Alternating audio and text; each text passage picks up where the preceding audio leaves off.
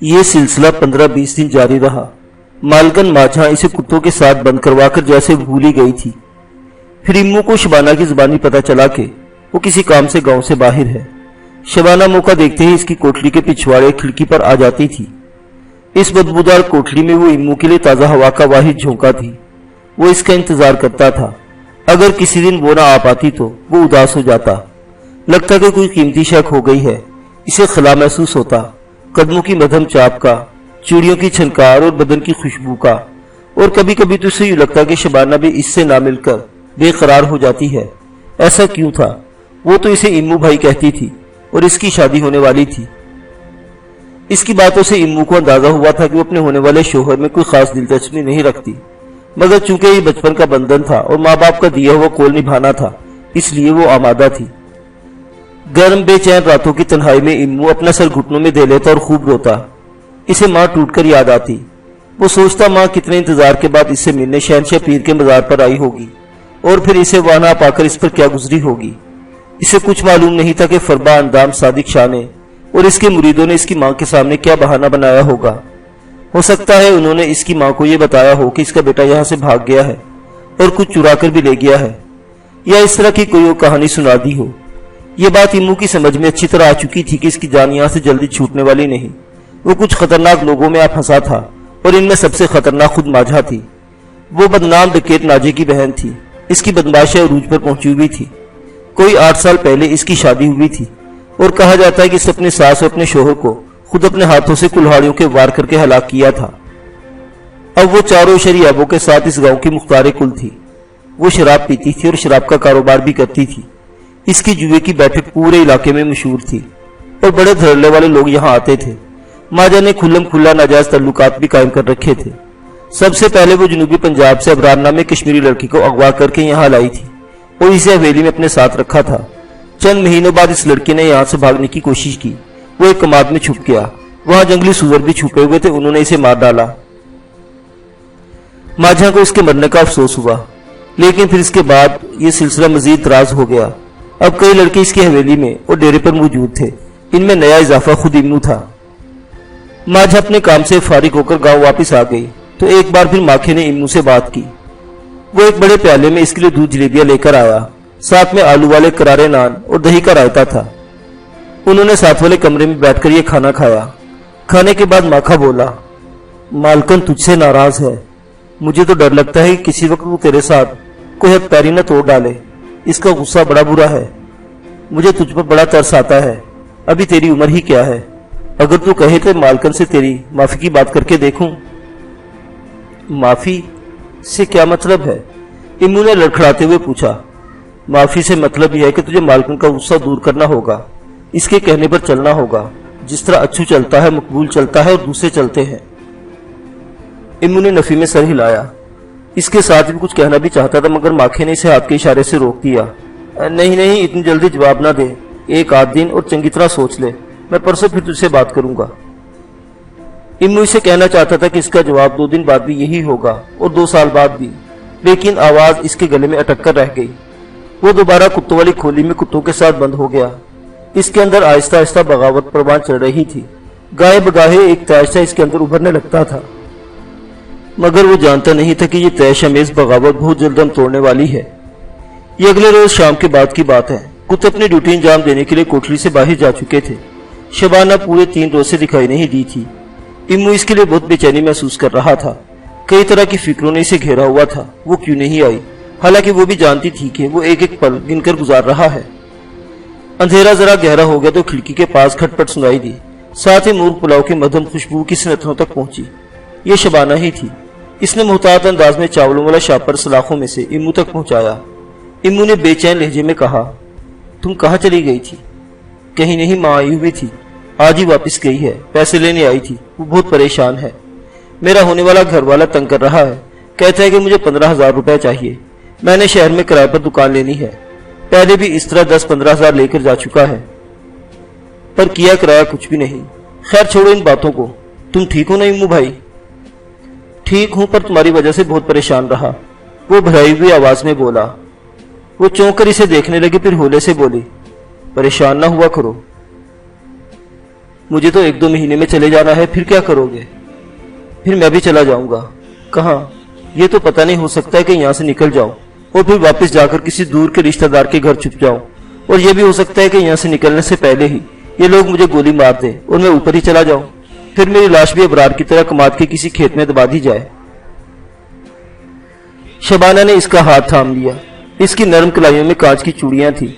इसके हाथ के लम्स ने इम्मू के बदन में बर्फ सी दौड़ा दी। फिर पता नहीं ये कैसे हुआ, इसने बेसाख्ता इसका हाथ चूम लिया। इसने जल्दी से अपना हाथ पीछे खींच लिया। शबाना, इम्मू ने कहा, लेकिन वो तेजी से घूमकर वापस चली गई। इम्मू एकदम पसीने में नहा गया। इसे लगा कि इसने संगीन गलती कर दी है, इसे ऐसा नहीं करना चाहिए था। इसे खुद पर गुस्सा आने लगा। इसने खुद को लानत मलामत की। चावल खाने को भी दिल नहीं चाह रहा था, लेकिन ये मजबूरी थी। वो इन्हें खिड़की से बाहर नहीं फेंक सकता था। अगर कोठरी में रखता तो सुबह माखा इससे पूछ सकता था कि ये कहां से आए। कुत्ते भी रखवाली के लिए जा चुके थे, वरना वो उनके आगे ही डाल देता।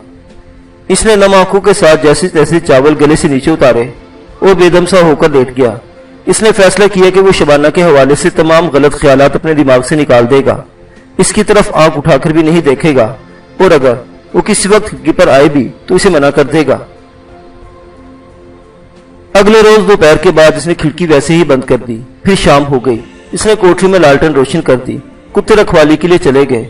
आज कोठरी की सफाई हुई थी, भूख कदरे कम महसूस हो रही थी। वो कच्ची दीवार से टेक लगाए बैठा रहा। रात गहरी हो गई।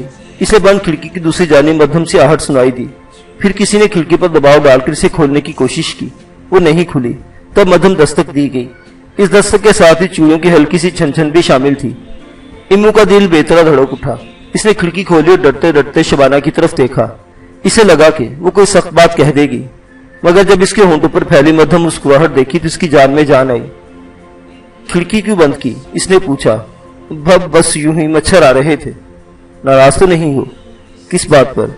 इम्मू के सीने में जल तरंग से बज उठे। कल मैं जल्दी चली गई थी, तुम्हारे बुलाने पर भी रुकी नहीं। इम्मू खामोश रहा। इसका दिल तेजी से धड़क रहा था। ये बड़ी हौसला अफजा धड़कने थी। शबाना ने कल वाली बेसाख्ता हरकत का बुरा नहीं माना था। शबाना, मैं हर वक्त तुम्हारे बारे में सोचता रहता हूँ। वो अजीब लरजते लहजे में बोला। क्यों? वो सर झुकाकर बोली। पता नहीं। ऐसा ना करो इम्मू भाई। इसने आखिरी लफ्ज जरा अटक कर अदा किया। ये ठीक नहीं है। तुम जानते हो मेरी शादी होने वाली है। मुझे सब पता है शबाना। फिर भी क्या? इसका सर बदस्तूर झुका हुआ था। तुम सब कुछ मुझसे ही पूछती जाती हो, अपने बारे में कुछ नहीं बताती हो। क्या तुम भी, मेरा मतलब है तुम भी मेरे बारे में सोचती हो? इसने शर्माकर इम्मू की तरफ देखा और फिर अजीब दिलरुबा अंदाज में नफी में सर हिलाया। इसके साथ ही वापस जाने के लिए मुड़ी, लेकिन ठटक गई। दोबारा पलटकर इसने हाथ में तय की हुई रोटी इम्मू की तरफ बढ़ाई। इस पर शक्कर और मक्खन लगा हुआ था।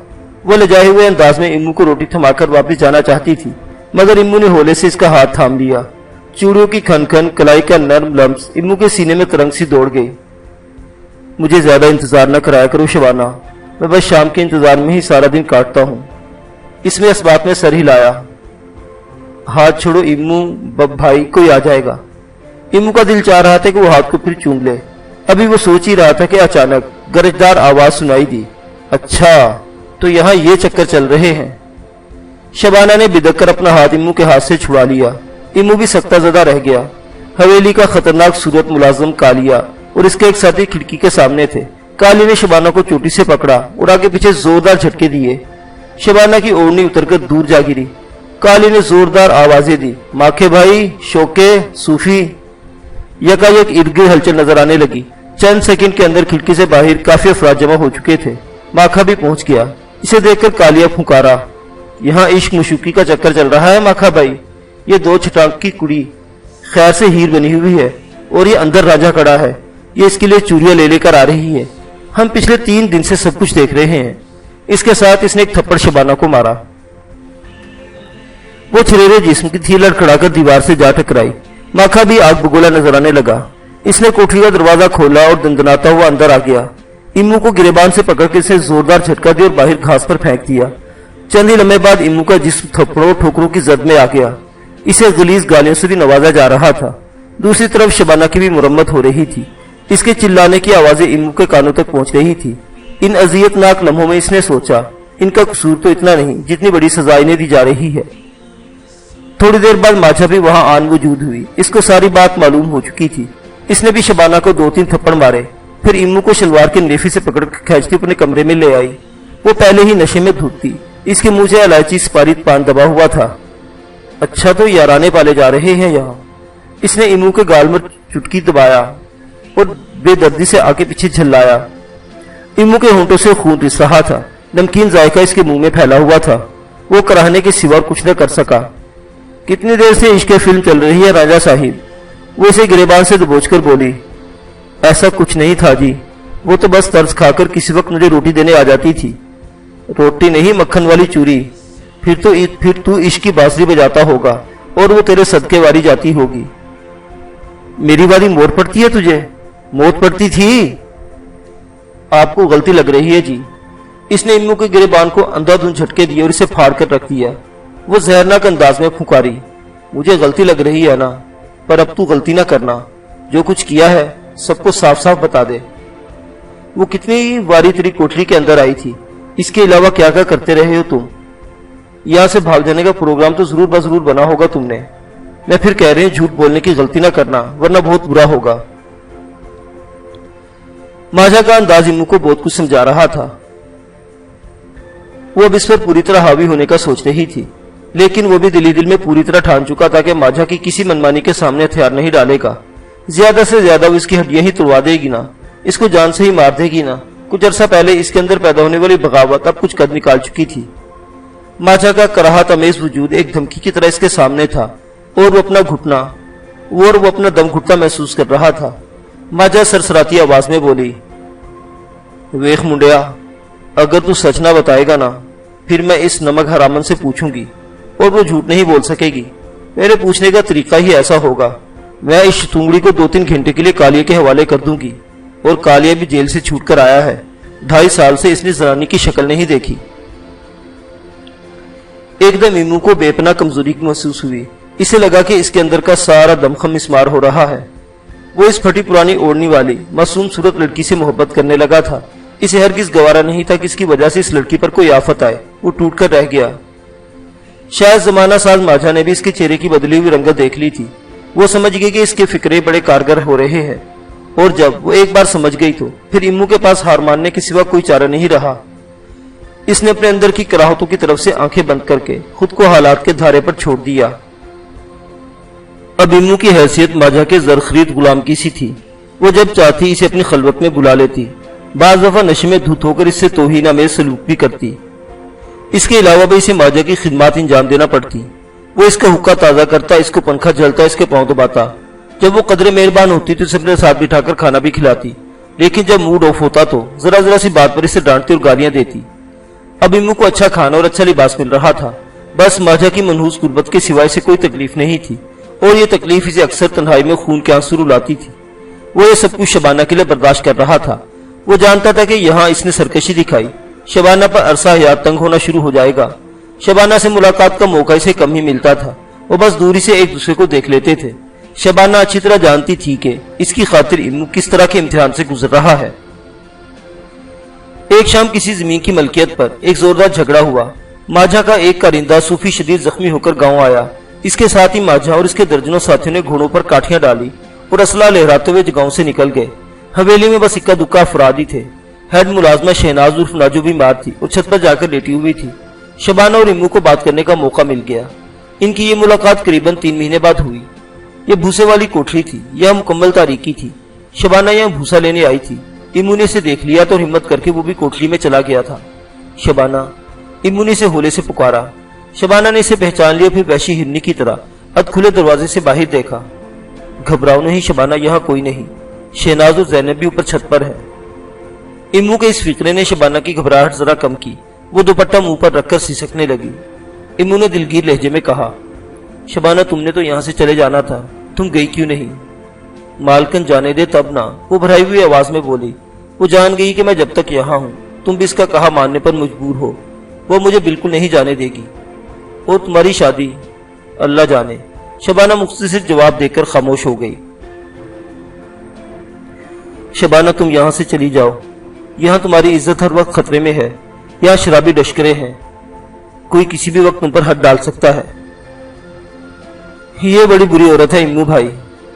आसे पासे के सारे पिंडों में इसके बंदे हैं। इसकी मर्जी के बगैर चिड़ी भी पर नहीं मार सकती। तुम्हें शायद पता ना हो, पिछले महीने दीने मुसल्ली के पुत्र सलीम ने मालकन से इजाजत दिए बगैर यहाँ से जाने की कोशिश की थी। मालकन इसे पकड़कर फिर पुलिस के हवाले कर दिया। पिछली बार इस पर चोरी का इल्जाम था, इस बार एक कुड़ी से जबरदस्ती इल्जाम लगाया है। पता नहीं क्या होता है इस बेचारे के साथ। पर इस तरह कब तक चलेगा शबाना? मुझे हर वक्त तुम्हारे बारे में डर लगा रहता है। मैं तुम्हारे बारे में सोचता रहता हूँ।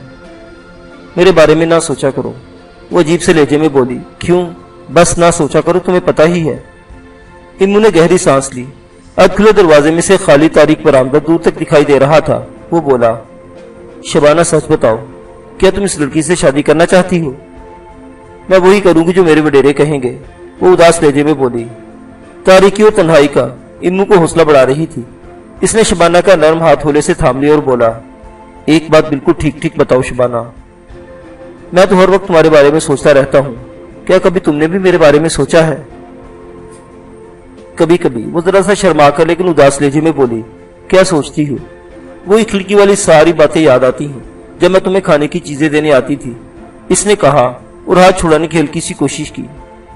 इम्मू का दिल तेजी से धड़कने लगा। वो बोला, खिड़की वाली सारी बातों में एक खास बात भी है, तुम्हें याद है? क्या? वो जरा चौंक कर बोली।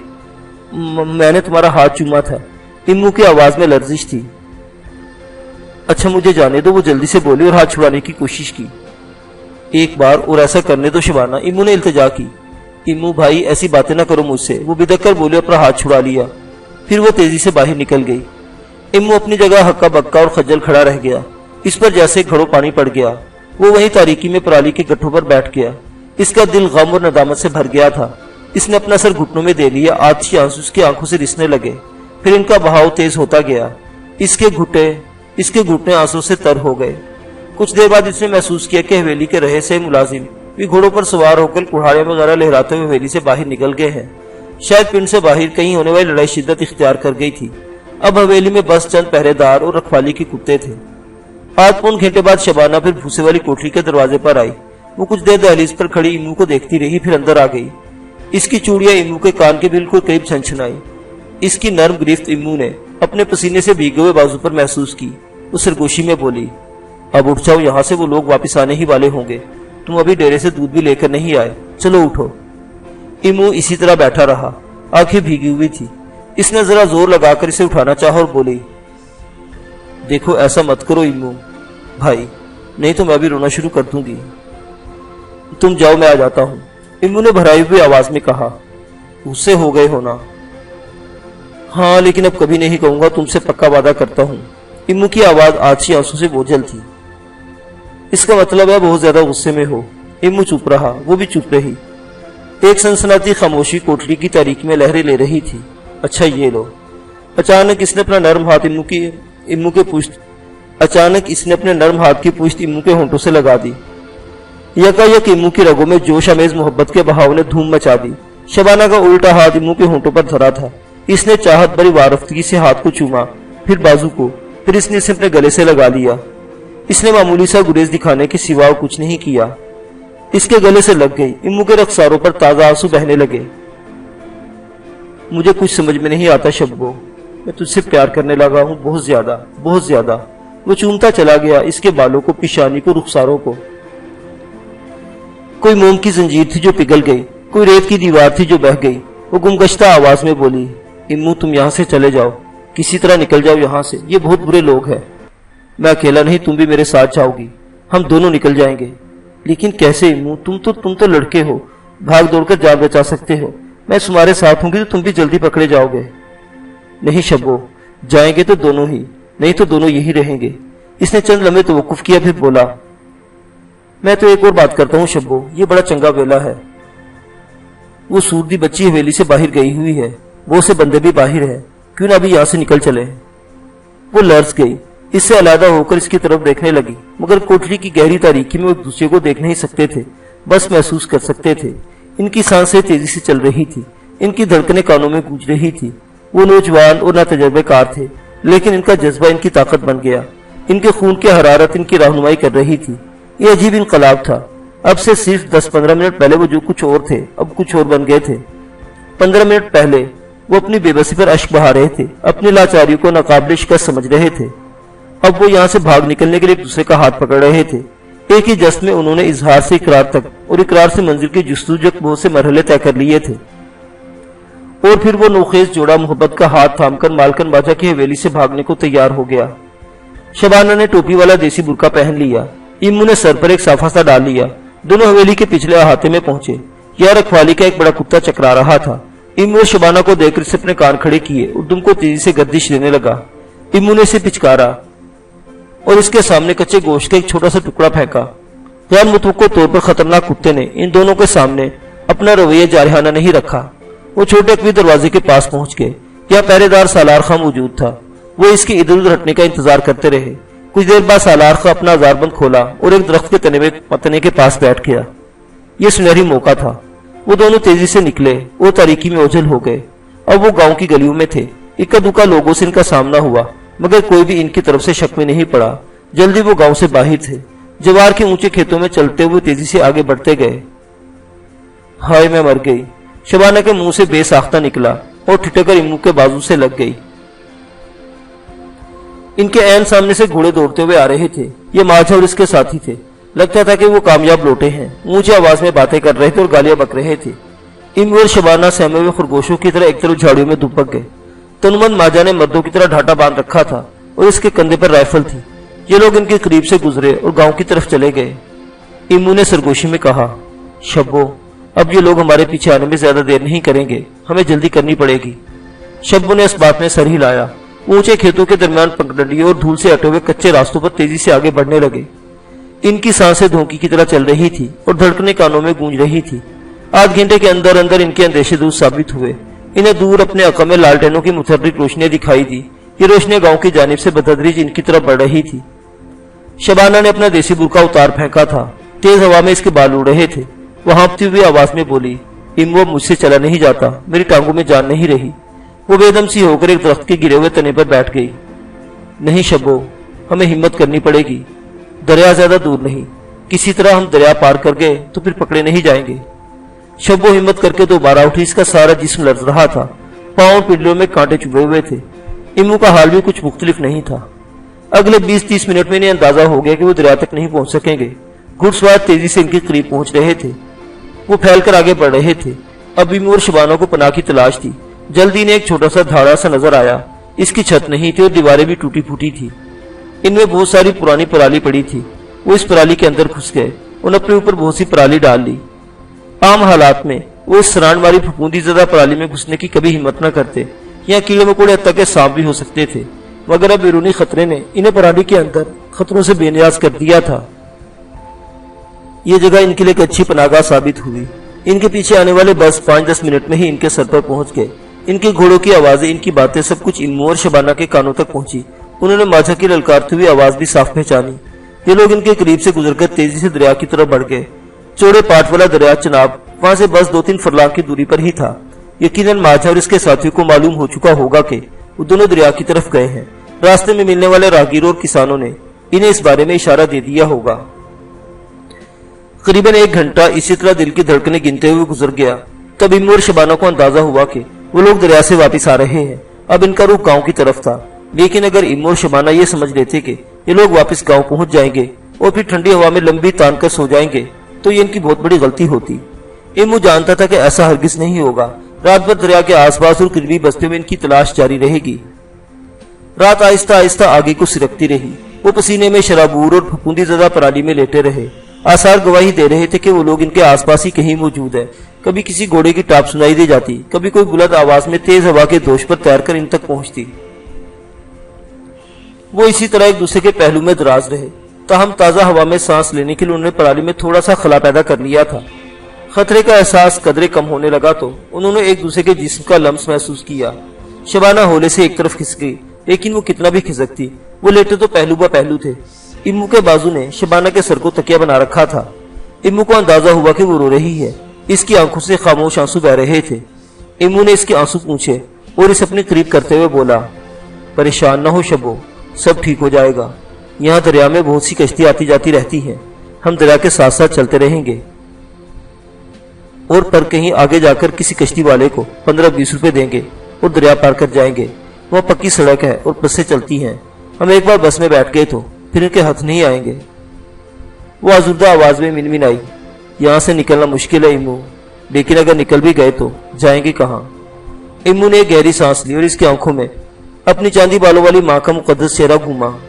وہ بولا، شبو، میں اور تم ایک بار بارامی تک پہنچ گئے تو پھر کوئی ڈر نہیں رہے گا۔ میری امی کے پاس ہر مسئلے کا کوئی نہ کوئی حل ہوتا ہے، وہ یہ حل بھی نکال لے گی۔ ہو سکتا ہے کہ ہم دونوں کو لے کر کسی دور کے رشتہ دار کے پاس چلی جائے یا پھر ملتان جائے۔ وہاں امی کی ایک بڑی پکی سہیلی رہتی ہے، بچپن سے اس کی بہن بنی ہوئی ہے۔ لگتا ہے اپنی امی پر بڑا بھروسہ ہے تمہیں، شبانہ نے کہا۔ ہاں شبو، بڑا بھروسہ ہے۔ وہ اس کے سوا کچھ بھی نہ کہہ سکا۔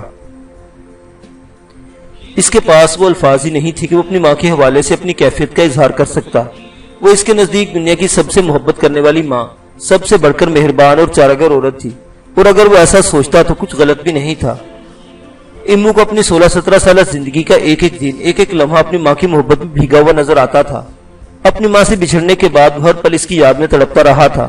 اب بھی اس تک پہنچنے کے لیے بے تاب تھا، جلد سے جلد اس کی گود میں سر رکھ کر آنکھیں بند کر لینا چاہتا تھا۔ وہ اسی طرح پرالی کے اندر دم سادے لیٹے رہے، سہمے ہوئے خرگوشوں کی طرح۔ نصف شب کے قریب انہیں بگیر کتوں کی آوازیں بھی آنے لگی، لیکن شکر کا مقام تھا کہ یہ آوازیں شمال کی طرف سے آ رہی تھی اور ہوا جنوب سے شمال کی طرف چل رہی تھی۔ امو کو پتا تھا کہ اگر ہوا الٹی سمت میں چلی رہی تو بگیر کتے اپنے شکار کی بو پا لینے میں ناکام رہتے ہیں۔ آج پون گھنٹے کے بعد کتوں کی آوازیں معدوم ہو گئیں، وہ کسی اور طرف چلے گئے۔ امو اور شبانہ کے جسموں پر چھوٹے موٹے کیڑے رینگ رہے تھے۔ کسی وقت انہیں اپنے آس پاس چوہے، چھپکلی وغیرہ کا بھی احساس ہوتا تھا، مگر وہ سب کچھ برداشت کرنے پر مجبور تھے۔ امو نے شبانہ کے کان میں سرگوشی کرتے ہوئے کہا، میرا خیال ہے کہ صبح کی روشنی ہونے سے پہلے ہمیں یہاں سے نکل کر دریا کی طرف چل پڑے۔ اب ہم یہاں سے زیادہ دیر نہیں رک سکتے۔ وہ کیوں؟ اس لیے تو ایک تو دن کے وقت یہاں اتنی گرمی ہو جائے گی کہ ہمارے کباب بن جائیں گے، دوسرے دن کے وقت یہ لوگ کچی زمین سے ہمارا کھرا اٹھانے کی کوشش کریں گے، وہ ہمارے پیروں کے نشان ڈھونڈتے ہوئے اس پرالی تک پہنچ سکتے ہیں۔ امو کی بات شبانہ کی سمجھ میں آ گئی، لیکن وہ ڈری ہوئی تھی۔ جب چڑیوں کی آوازیں آنا شروع ہوئی تو وہ دونوں اس پرالی سے نکلے اور جھاڑیوں کے اندر چلتے ہوئے دریا کی طرف بڑھنے لگے۔ ٹھنڈی ہوا کے جھونکے انہیں بتا رہے تھے کہ دریا زیادہ دور نہیں۔ پھر انہیں پانی کی جھلک دکھائی دینے لگی۔ وہ دریا کے کنارے چلتے گئے اور 1.5-2 میل آگے نکل گئے۔ یہاں انہیں ایک پرانی کشتی نظر آئی۔ اس کشتی میں چپو بھی پڑے تھے، ارد گرد کوئی دکھائی نہیں دے رہا تھا۔ امو نے بڑی احتیاط سے کشتی کا رسہ کھولا، پھر وہ دونوں اس میں بیٹھ گئے اور امو اسے دوسرے کنارے کی طرف کھینچنے لگا۔ اچانک کنارے کے سرکنوں میں ایک ٹارچ کی روشنی چمکی۔ کسی نے پکارا، اوے کون ہے؟ امو کی رگوں میں خون اچھل کر رہ گیا۔ جواب دینے کے بجائے اس نے تیزی سے چپو چلانے شروع کر دیے۔ دیکھتے ہی دیکھتے کنارے پر کئی افراد کے حولے نظر آنے لگے۔ تب تک امو اور شبانہ دریا کے وسط تک پہنچ چکے تھے اور تیزی سے دوسرے کنارے کی طرف بڑھ رہے تھے۔ رک جاؤ، نہیں تو تمہیں گولی مار دیں گے، ایک پکارتی ہوئی آواز آئی۔ اب شبہ کی کوئی گنجائش نہیں رہی تھی، یہ ماجا ہی کے لوگ تھے۔ وہ کنارے پر موجود تھے اور انہوں نے گھات لگا رکھی تھی۔ یہ کشتی بھی انہوں نے غالباً پھندے کے طور پر ہی یہاں باندھی ہوئی تھی۔ ہائے اللہ، اب کیا ہوگا؟ شبانہ نے مری ہوئی آواز میں کہا۔ امو کیا کہتا، وہ تو خود سرتابا پسینے میں بھیگ گیا تھا۔ اس کے پاس اس کے سوا اور کوئی چارہ نہیں تھا کہ وہ تیزی سے چپو چلانا شروع کر دے۔ کنارہ زیادہ دور نہیں تھا، وہ کوشش کرتے تو اس تک پہنچ سکتے تھے۔ پھر فائرنگ کی آواز گونجی۔ چند لمحے کے لیے تو امو اور شبانہ کو لگا کہ آخری وقت آ گیا ہے، تاہم یہ ہوائی فائرنگ تھی۔ انہوں نے فضا میں بلند ہوتی چنگاریاں صاف دیکھی اور تب ان پر ایک اور انکشاف ہوا۔ دریا کے دوسرے کنارے پر بھی ماجھا کے کارندے موجود تھے۔ یہ ہوائی فائرنگ انہیں ہوشیار کرنے کے لیے کی گئی تھی۔ چند ہی سیکنڈ بعد دوسرے کنارے پر بھی 1-2 ٹارچیں چمکنے لگی اور ہیولے دکھائی دینے لگے۔ شبانہ نے روتے ہوئے کہا، میں نے تم سے کہا تھا نا امو، یہ لوگ ہمیں نکلنے نہیں دیں گے۔ اب پتہ نہیں کیا ہوگا ہمارے ساتھ۔ امو کے ہاتھ پاؤں سے جیسے جان ہی نکل چکی تھی۔ اس نے بے دم سا ہو کر چپو کشتی میں گرا دیے اور خالی نظروں سے شبانہ کو دیکھنے لگا۔ اس کے سر پر نیم تاریک آسمان تھا اور صبح کے چند آخری تارے چمک رہے تھے۔ ان دونوں کے ذہنوں میں ایک جیسا خیال ہی کوند رہا تھا، کیا وہ خود کو چناب کے اس رواں پانی میں ڈبو کر اپنی زندگیوں کا خاتمہ کر لے؟ یہ چناب شاید ہمیشہ سے ایسا ہی مزاج رکھتا تھا۔ یہ محبت کو ہوا دیتا تھا، اس کی پرورش کرتا تھا، لیکن پھر محبت کرنے والوں کو نگل بھی لیتا تھا۔ کچے گھڑے ٹوٹ جاتے تھے اور لہریں سونیوں کو اپنے اندر چھپا لیتی تھیں۔ لیکن یہ کہانی نہیں تھی، ایک زندہ حقیقت تھی۔ وہ مٹیالے رنگ کی ٹوٹی پھوٹی کشتی میں سکڑے سمٹے بیٹھے تھے، اپنی جان دینے کا سوچ رہے تھے۔ اور حقیقت کی دنیا میں جان دینا اتنا آسان نہیں ہوتا۔ وہ سوچتے رہے اور کشتی دھیرے دھیرے بہتی رہی۔ بہنے کے ساتھ ساتھ وہ بتدریج کنارے کی طرف بھی کھسک رہی تھی۔